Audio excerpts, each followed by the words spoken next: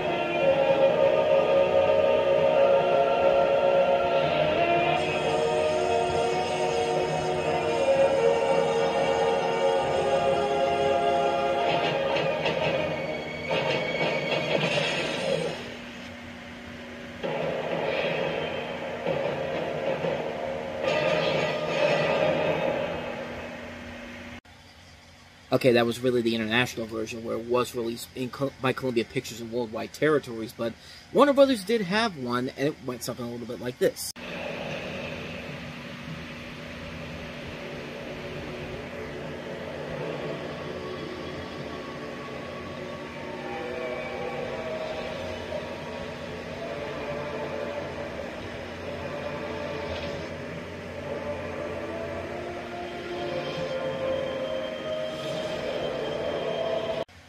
So yeah, you get the gist of it. Terminator 3, Rise of the Machines, coming 12 years after the last movie. Some might say completely unnecessary because Terminator 2 kind of wrapped itself up pretty good, but was a big global phenomenon, cultural phenomenon, box office phenomenon. So at some point you think, yeah, they're going to make a sequel out of this again, continue to make this into a trilogy, and thus, here we are with Terminator 3, Rise of the Machines, in which we have Skynet sending a TX, played by Kristanna Loken, who was a highly advanced Terminator, back in time to ensure the rights of the rise of the machines by killing top members of the future human resistance, as John Connor, now played by Nick Stahl's location is unknown. The resistance also sends back a reprogrammed T-850, Arnold Schwarzenegger, to protect John and his wife at the time, I think, Claire Danes.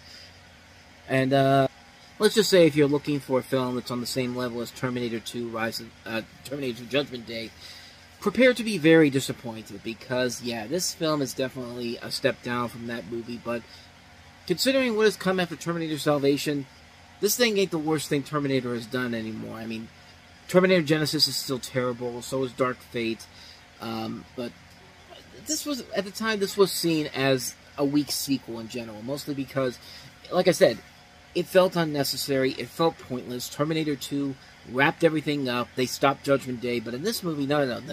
They only postponed Judgment Day. Judgment Day is still going to happen. And, okay, way to make the last movie completely pointless. And, all to have Arnold Schwarzenegger look ridiculous at times in here. I mean, come on.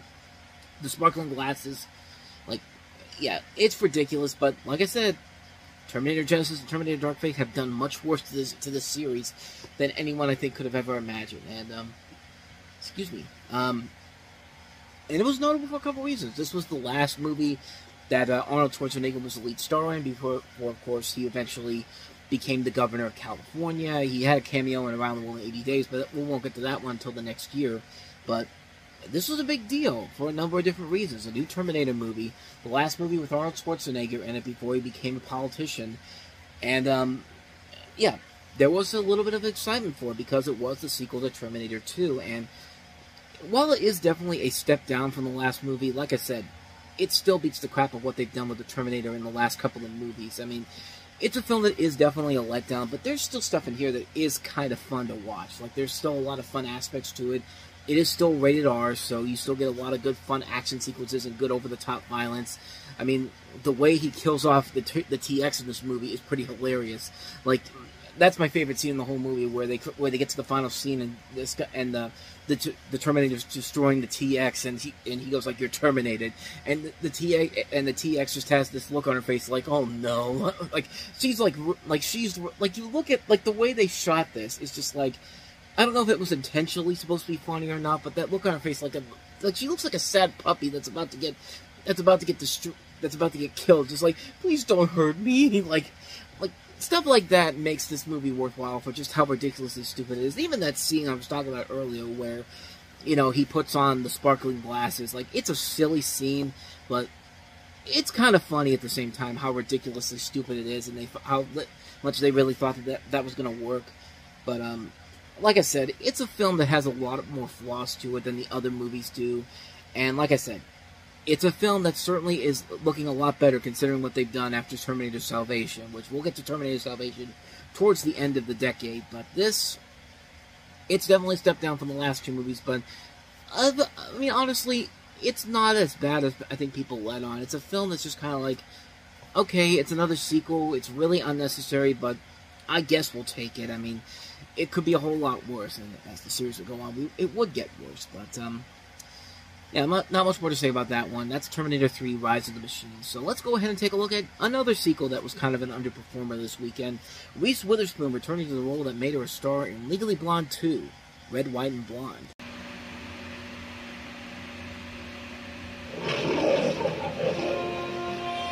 Washington, D.C., the heart of democracy, the center of power, and this summer, the land of the free, and the home of the blonde.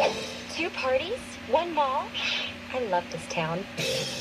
Reese Witherspoon, Legally Blonde. 2. Red, White, and Blonde. Shh, Bruiser. The movie's about to start. So once again, we have Reese Witherspoon, who is now a sassy post-grad after graduating from Harvard in the last movie. She's all about animal rights. In fact, she puts her nuptial plans on hold to head to Washington, D.C. to get an anti-animal testing bill passed. Her building's doorman, played by Bob Newhart, quickly shows her the ways in working through our nation's capital. And also Sally Field is in here as well. Luke Wilson is back. They bring back Jennifer Coolidge. They bring in people like Regina King as well. Bruce McGill. Like, there's a lot of talent in this film. Unfortunately, it suffers from sequelitis. Everything that was that made the last movie work as well as it did, that's all gone. And this is just a typical sequel where all the characters are back to being as dumb as they were in the beginning of the first movie, and like there's nothing about that they have to learn their lessons again. It's just like, come on, man, are we really doing this? Like, are we really going to do this again? How about instead of doing the same movie again and dumbing all the characters down, how about expand on these characters? Give us a reason why this needs to be a franchise. Let's make the sequel where, let's advance the characters, evolve the characters more. Bring more people in there. Make this character a role model. But nope. We gotta go back down to where she was before. It's like nothing she learned from the last movie is returning in this film, and it's a typical comedy sequel, and a bad one at best, and a bad one at the worst. I mean, it's a film that is so lazy in so many different ways. They waste so many of the great talent they have involved in here. Jennifer Coolidge has got to be the same character she is in the American Pie movies. She's like, oh, you look like the 4th of July, and that makes me want a hot dog real bad. It's like, we get it. You're the MILF from American Pie. Can you advance your characters a little bit here, please? Please? But no, not in this movie. Not with the director they have here, who I'm pretty sure has not done anything of noteworthiness, as far as I'm concerned, because it's not the same director from the last movie. Actually, no, I take that back. Now I'm even more upset because this is the same director that did Kissing Jessica Stein. It's just like, what the hell happened to you, man? Like, you made a great movie with that film, and now you've just kind of reduced yourself to making a film like this. Like, I can't believe I didn't figure it out that this was the same director. Like, you can't even tell that this was made by the same director who made Kissing Jessica Stein.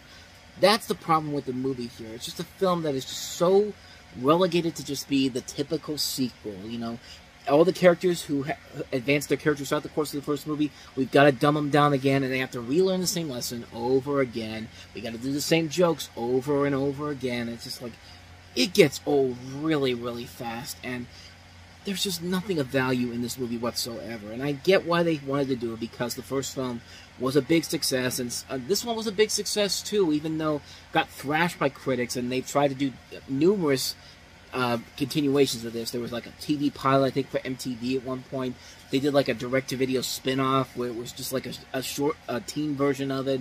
They were talking about doing a sequel for a number of years that never got off the ground, and now they're doing a new show for Amazon that was just announced in the last couple of weeks. But in this case, this is just a film that is just, it's obviously what you think it's going to be. It's a sequel that is literally nothing but rehashing the same stuff from the first movie, dumbing down the characters again, and it's the typical comedy sequel, and it's just not a good one. So, Legally Blonde 2, yeah, I'd say avoid this one like the plague. If you're going to watch either one of these movies, stick with the first one.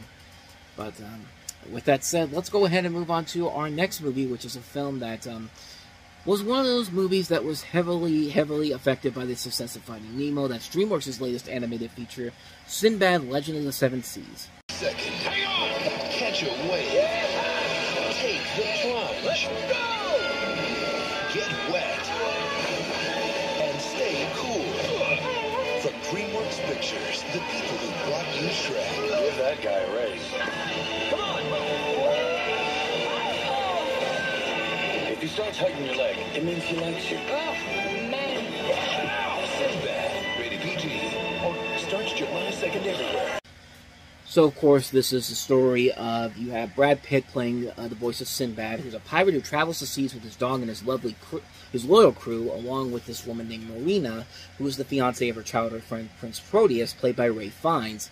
And they're trying to recover the stolen Book of Peace from Eris, played by Michelle Pfeiffer, to save Proteus from accepting Sinbad's death sentence. The film blends elements from the 1001 Nights, as well as classic mythology, and like I said before, kind of like with Rugrats Go Wild, this was a film that kind of crashed and burned at the box office. I mean, for a film that had a budget of $60 million, and only bringing in $80 million, which led to a $125 million loss following a string of films that nearly bankrupted the company. Not a good sign for DreamWorks Animation as a whole, especially considering that 2D animation was just getting more expensive.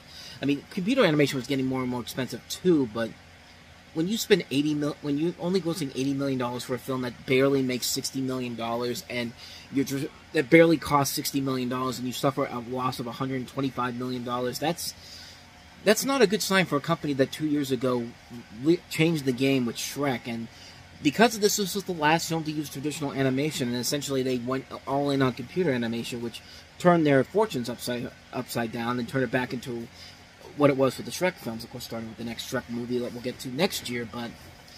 But it's a film that is just, it's one of those animated movies that doesn't get the proper respect it deserves. From an animation standpoint, it's a gorgeous looking film. You can see where the money went into. I mean, it's a visually impressive film to look at. They do a good job of meshing the 2D animation style. It's unlike anything I've ever seen. And, you know, it's great on that front. The CG, definitely hit and miss. I mean, the CG is the one thing that I will say that over 20 years later, the CG has not really held up all that well. I mean, there are times when it can look pretty cool, but even then, there are definitely a lot of flaws to it. You can easily see right off the get-go.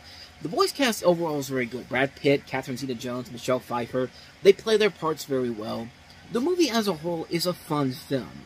It's just unfortunately part of a time when traditional animation was dying out at one point, is in terms of the movies, and computer animation was slowly but surely becoming the norm. And Finding Nemo, I think, really was the thing that woke everybody up and realized that computer animation is the future. Especially considering that it was still making more than Sinbad did on his first week. On the first weekend of Sinbad alone, I think it was still making, Finding Nemo, I think, still made like $11 million. Yeah, $11 million, and it was still hanging around after 6 weeks. So, yeah, you can see why there was a huge wake-up call around this time for studios to either advance to CG animation or fall forever, pretty much. But this movie has a lot of flaws to it, but I still think it's a fun film overall. One that definitely should get more attention than it deserves. It's bombed, but unfortunately it wasn't because of the movie itself. You can also say the marketing was pretty bad too. So I watched some of the trailers for this, and getting the footage here, and those trailers do not hold up very well. Ruby Gillman, Teenage Kraken, and this movie have a lot in common because they had really bad marketing to them. But unlike Ruby Gillman, this was well promoted, but Ruby Gillman was not. They just kind of dumped it out there and hoped for the best, which failed miserably on that front. But this is a film that got the promotion it needed, but just couldn't live up to the box office potential of something like Shrek or even Spirit the year before. But it should not take away from the fact that the movie is still a good film. It's one you should definitely give a shot at. I think you'll really, really appreciate it more nowadays. A lot of it still holds up very well. CG not so much, but everything else, I think it works very well on its own. So I highly recommend Sinbad Legend of the Seven Seas. So moving on to the last movie, Swimming Pool.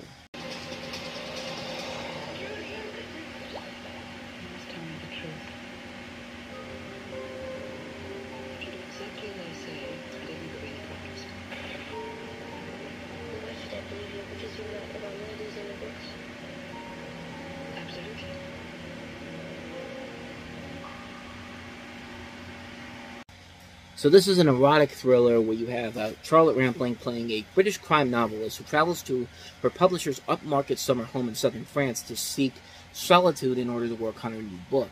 However, the arrival of this woman, Julie, played by Ludwig Sagnier, who claims to be the publisher's daughter, induces complications in a subsequent crime. Both lead characters are bilingual. The film's dialogue is a mixture of French and English. And this director is Francois Ozon, who I've never heard of him before.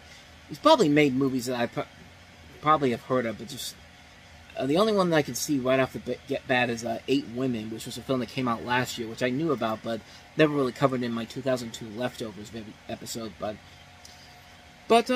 it's a good erotic thriller. It was a film that was actually supposed to be NC-17, but they cut it down because of the box office potential of the film, and because NC-17 is like the death nail for the MPAA even back then. But you know, it's a film that is very, very intriguing. It is very interesting. It's very sexy. It's a very intense, dramatic thriller. It's one of those erotic thrillers that really shows why this is a good genre. Movies like this, Henry and June, Basic Instinct, like this is one of those films that really works because the acting is so good, and it uses the sex not just as a thing for exploitive TNA. It actually plays a part in the storyline, and it works out really well. It's a very intense film, a very engaging film, a film that has a ton of great people involved in it. Charles Dance is also in here as well. Great actor. You've seen in a lot of stuff before. It's a really good movie, man. I can't recommend it enough. If you haven't seen Swimming Pool, definitely see Swimming Pool. It's definitely worth a watch. And so with that said, we wrap up another edition of Time About the Movies. We'll jump into the next week of July with 2 notable blockbusters. One that was a big hit, other not so much. Of course, that is Pirates of the Caribbean, The Curse of the Black Pearl, the first film in that series, and Sean Connery in the last movie of his career, the last live-action movie of his career, The League of Extraordinary Gentlemen. Take a guess on which one was the successful film. But we'll take a look at those on the next episode. But until then, thank you so much for watching, and if you want to see more videos like this, please hit the playlist on the next page, check out the previous episode, and also don't forget to hit the like and subscribe button if you want to see more videos like this on this channel. So, with that said, I am off. I will see you guys next time, and until then, as always, take care.